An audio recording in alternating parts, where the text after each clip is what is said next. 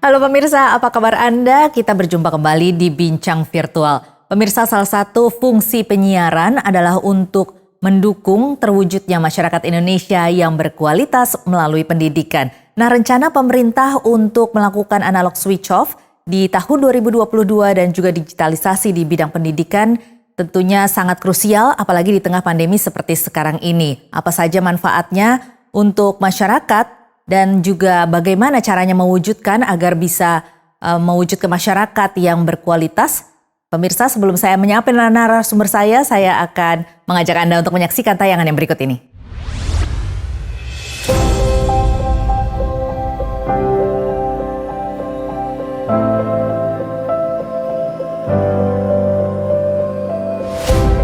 Luasnya dampak siaran televisi terhadap kehidupan masyarakat menjadikan televisi digital sebagai media yang efektif dan efisien untuk perluasan pendidikan. Informasi dapat diterima melalui televisi kapan saja selama 24 jam. Dampak positif siaran televisi tersebut antara lain masyarakat dapat dengan mudah dan cepat memperoleh informasi dari berbagai belahan dunia, dapat menunjang pengembangan ilmu pengetahuan, dan sebagai media hiburan. Di saat pandemi COVID-19 menerpa dunia termasuk Indonesia, penerapan kebijakan pembatasan sosial berskala besar PSBB tentu berdampak pada sistem pembelajaran siswa di sekolah. Pendidik harus memastikan kegiatan belajar mengajar tetap berjalan meskipun peserta didik berada di rumah. Solusinya, pendidik dituntut mendesain media pembelajaran sebagai inovasi dengan memanfaatkan media daring atau online. Selain melalui pembelajaran online, lembaga penyiaran juga harus memiliki peran serta dalam mendukung pendidikan di tengah pandemi COVID-19. Kementerian Pendidikan dan Kebudayaan Kemdikbud menginisiasi program belajar dari rumah yang ditayangkan di TVRI.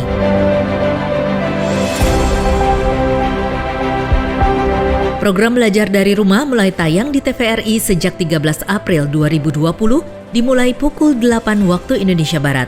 Pelaksanaan program ini merupakan kelanjutan dari langkah Kemdikbud menyediakan sarana yang bisa dipakai oleh para siswa-siswi untuk melaksanakan belajar dari rumah selama pandemi COVID-19.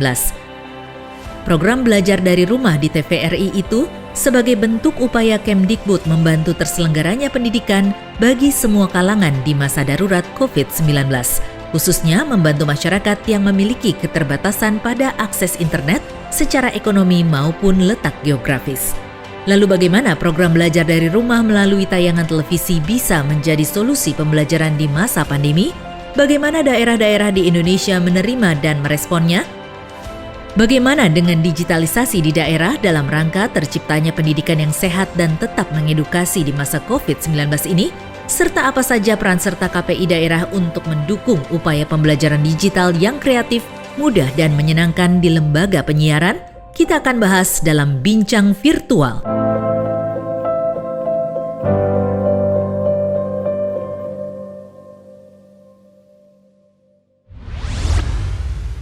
Ya, dan pemirsa, sudah bersama saya narasumber pada malam hari ini ada Ibu Hetifah Syaifuddin yang merupakan Wakil Ketua Komisi 10 DPR RI. Selamat malam Ibu Hetifah. Selamat malam Mbak Tasya. Dan selamat juga malam semua. Iya, dan juga ada Ketua KPID Yogyakarta Ibu Dewi Nur Hasanah. Selamat malam Bu Dewi. Selamat malam Mbak Tasya. Dan ada Ibu Siti Zia Ama. Ini merupakan salah satu guru di salah satu sekolah di Yogyakarta. Selamat malam Bu Ama. Selamat malam Mbak Tasya. Iya, dan ada Ibu Ani yang merupakan wali murid di Yogyakarta, Ibu Ani Hamlul Ardiana. Selamat malam Ibu Ani.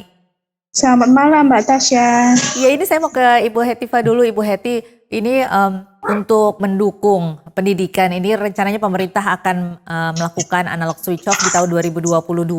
Nah, di tengah pandemi seperti ini tentunya sesuatu hal yang sangat penting untuk mendukung pendidikan demi terwujudnya masyarakat Indonesia yang berkualitas dan masa depan anak-anak kita tentunya ya. Ibu, menurut Ibu bagaimana ini?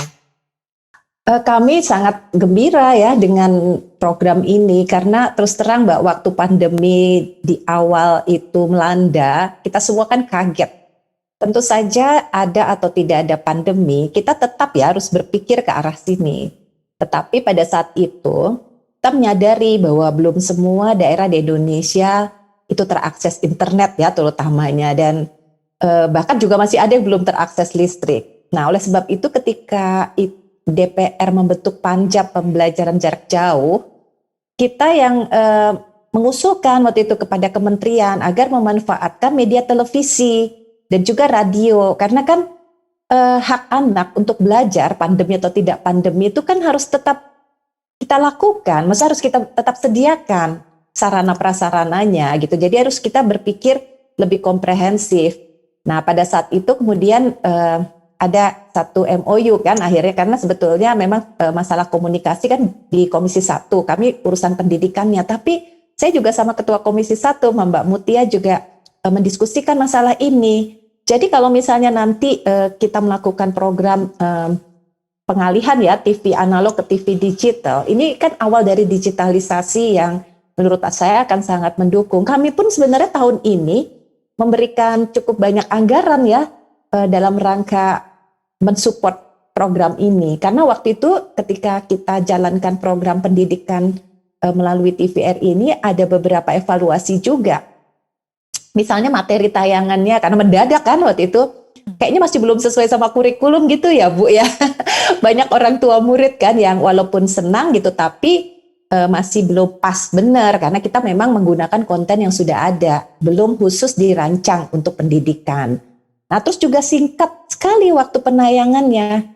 Jadi program belajar dari rumah lewat TVRI ini cuma bisa mencakup sedikit saja cakupan materi dari yang sebenarnya kita harapkan gitu. Mungkin ibu-ibu guru paham lah gitu ya, waktunya hanya sebentar dan tidak ada tayangan ulang. Kalau ada orang tua seperti Bu Anik yang harus mungkin bekerja ya, terus nggak bisa mendampingi anaknya menonton televisi, tapi mau kemudian digeser ke sore tuh nggak bisa. Belum lagi terbatasnya materi itu, waktu itu kita baru 3 bulan aja kan MOU atau kontraknya itu. Nah, jadi kita memang merekomendasikan supaya kanal TVRI ini, malah tadi kita pikir gimana ya, apa perlu seperti khusus pembelajaran tuh ada gitu. Terus juga pihak swasta harus digandeng, Kemendikbud juga harus menerapkan kurikulum yang lebih adaptif dan misalnya tadi kanal tayang ulangnya seperti itulah. Jadi kami senang dan akan mensupport ya, tahun ini pun kita melakukan banyak dukungan-dukungan. Jadi nanti nyambung sekali nih programnya Menkominfo dengan Mendikbud. Iya. Kemendikbud. Baik, Ibu Hetiva, nanti kita akan juga menanyakan bagaimana suka duka dan juga sharing-sharing lah ya dengan para guru dan juga orang tua murid. Tetapi kita harus jeda dulu, pemirsa tetaplah bersama kami, Bincang Virtual akan kembali sesaat lagi.